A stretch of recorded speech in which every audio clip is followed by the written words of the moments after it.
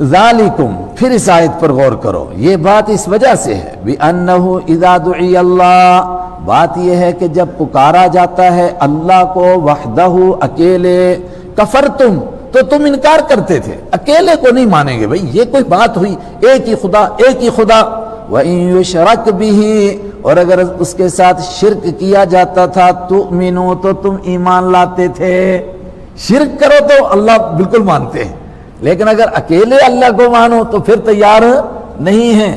اور دنیا بھر کے جتنے مذہب کے لوگ ہیں سب یہی کہتے ہیں، ایک ایک کے پاس چلے جائیے، آپ ان سے پوچھئے اللہ اکیلے مالک کو مانتے ہو، کہتے ہیں بالکل اکیلا، اس کا کوئی شریک، کہتے ہیں بالکل نہیں، اس کی کوئی رنگ روپ ہے، کوئی کچھ نہیں، تو پھر یہ فوٹو کس لیے آگے رکھے ہوئے ہیں؟ کہتے ہیں دیکھو ایک بڑی طاقت ہے، اس کے پاس تھوڑے ہم جا سکتے ہیں اسی طرح۔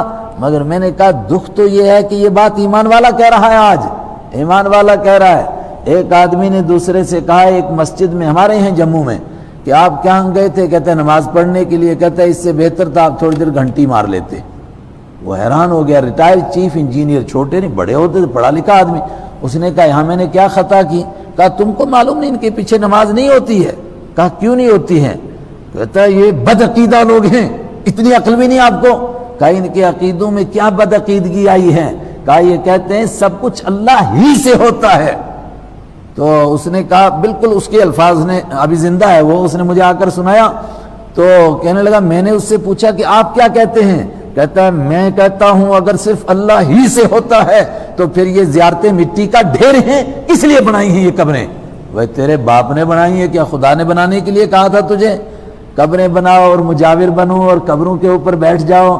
اگر کوئی سب سے بڑا ولی ہوتا تو اللہ کے نبی کے بعد ابو بکر ولی ہوتے نا، تو ابو بکر کی قبر کے اوپر کون بیٹھا؟ کتنے بکرے چڑھے وہاں پر؟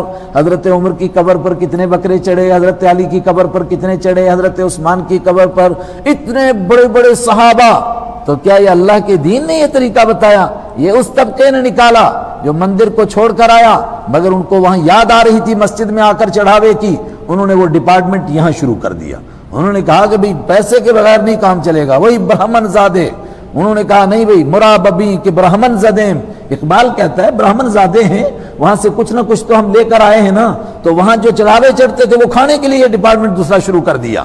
اب بالکل یہ الفاظ میں نے نقل کیے ایک مولوی صاحب کے، ابھی جس نے مجھ کو سنایا وہ بھی زندہ ہے، وہ کتاب لینے گیا تھا ان کے پاس، تو وہ ٹال رہا تھا اس کو، تو اس نے کہا اچھا آپ نماز پڑھنے جا رہے ہیں واپس مجھے آنا۔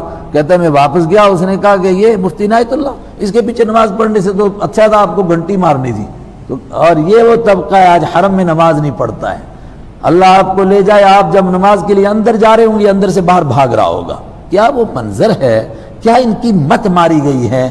اور یہ چند لوگ ہیں ان کے ملا جو ان کو بے وقوف بنا رہے ہیں اپنی جیبوں کو بھرنے کے لیے۔ عام عوام کا یہ سوچ نہیں ہے، مگر عوام بے وقوف بن رہی ہے، ان کو عقل ہی نہیں، وہ ان کے پیچھے دوڑ رہے ہیں، ان کو معلوم ہی نہیں، اور وہ چند ٹکوں کے لیے سب کچھ بیچ گئے ہیں۔ ذالکم، تم سے کہتا ہوں یہ بات اس وجہ سے ہے، بِأَنَّهُ إِذَا دُعِيَ اللَّهُ، بات یہ ہے کہ جب پکارا جاتا تھا اللہ کو وحدہ اکیلے، کفرتم، تو تم کفر کرتے تھے، وَإِن يُشْرَكْ بِهِ، اور اگر شرک کیا جاتا تھا اللہ کے ساتھ تُؤْمِنُوا، تو تم ایمان لاتے تھے۔ بھئی شرک کے ساتھ ایمان کیا بچ گیا؟ یہی بات کہ اللہ بھی ہے مگر ساتھ میں غیر اللہ بھی ہے۔ فَالْحُكْمُ لِلَّهِ، اب تو حکم صرف اللہ کا چلے گا۔